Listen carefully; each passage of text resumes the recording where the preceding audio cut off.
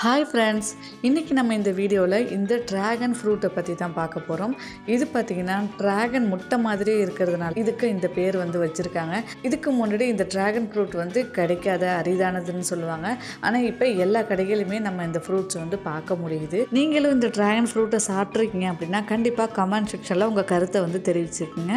அடுத்தது இது பார்த்திங்கன்னா கற்றாழை இனத்தை சேர்ந்த ஒரு கொடி மாதிரி உள்ள ஒரு வகையான பழம் தான் இது. இந்த ட்ராகன் ஃப்ரூட் பார்த்திங்கன்னா நம்ம உடலுக்கு ஊட்டம் தரக்கூடிய அற்புதமான பழம்னே நம்ம சொல்லலாம். இதோட நிறம் ரொம்ப அட்டகாசமாக இருக்கும், ரொம்ப அழகாக இருக்கும் பார்க்குறதுக்கே. சுவையுமே லைட்டாக சுகர் கலந்த மாதிரி ஒரு சுவையும் இருக்கும். மிகுந்த சத்து உடையது இந்த பழம். இந்த பழம் எங்கே உருவானதுன்னா முதல்ல இது மெக்சிகோ, சென்ட்ரல் அமெரிக்கா போன்ற நாடுகளில் தான் இருந்து இந்த பழம் வந்தது. இது இப்போ இந்தியாவில் கூட பரவலாக வளர்த்துக்கிட்டு வர்றாங்க. இதில் என்னென்ன சிறப்பு இருக்குது அப்படிங்கிறத பார்க்கலாம். இதில் அதிகமாக ஃபைபர் இருக்கிறதுனால கண்டிப்பாக நம்மளுடைய ஜீரணத்துக்கு உதவி பண்ணுது. விட்டமின் சி அதிகமாக இருக்கிறதுனால நோய் எதிர்ப்பு சக்தியும் நம்மளுக்கு அதிகரிக்கிறது. கலோரி குறைவாக இருக்கிறதுனால தன்னுடைய உடல் எடையை குறைக்க நினைக்கிறவங்க கண்டிப்பாக இதை விரும்பி சாப்பிடலாம். இது எப்படி சாப்பிடலாம்னு பார்த்தீங்கன்னா நேரடியாக நம்ம நறுக்கியும் சாப்பிடலாம், இல்லை சாலட் மாதிரி செஞ்சு சாப்பிடலாம், ஜூஸ் மாதிரி கூட நம்ம செஞ்சு சாப்பிடலாம். கிட்டத்தட்ட இதில் ஒரு 3 வகை இருக்குன்னு சொல்லியிருக்காங்க.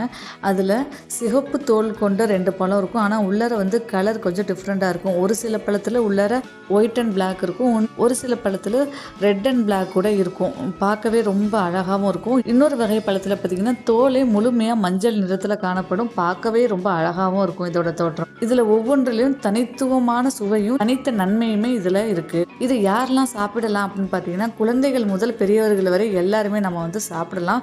குறிப்பாக ட்ரீட்மெண்ட்டில் இருக்கிறவங்க, அதாவது அடிக்கடி ஹாஸ்பிட்டல் போயிட்டு ஏதாச்சும் ஒரு நோய் சம்மந்தமாக பார்த்துக்கிட்டே இருக்காங்க, ட்ரீட்மெண்ட் எடுத்துக்கிட்டு இருக்காங்கன்னா அவங்களுமே இதை தொடர்ந்து தாராளமாக சாப்பிடலாம். சர்க்கரை நோய் உள்ளவங்களும் இதை கண்டிப்பாக சாப்பிடலாம்னு சொல்லியிருக்காங்க. இது ஒரு சாதாரண பழமா இல்லையான்னு கேட்டால் இது பார்த்தீங்கன்னா ஆன்டி இன்ஃப்ளாமேட்டரியாக செயல்படுறதுனால மூட்டு வலி, உடல் வலி போன்றவையும் நம்மளுக்கு குறைக்கும்னு சொல்லியிருக்காங்க.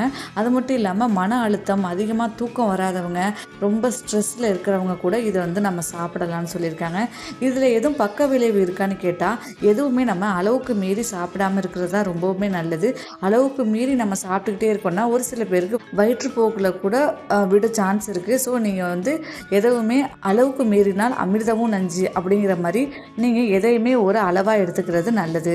அழகும் ஆரோக்கியமும் தரும் இந்த டிராகன் ஃப்ரூட்டை நம்ம வீட்டிலேயே பராமரித்து கூட வளர்க்கலாம். இந்த VMX ஸ்டுடியோ யூடியூப் சேனல்ல நிறைய நபர்கள் பார்க்குறீர்கள், ஆனால் ஏன் இன்னும் சப்ஸ்கிரைப் பண்ண மாட்டேங்கிறீங்க? உங்களுக்கு என்ன பிடிக்கும்னால் கண்டிப்பா இந்த சேனலை சப்ஸ்கிரைப் பண்ணுங்க.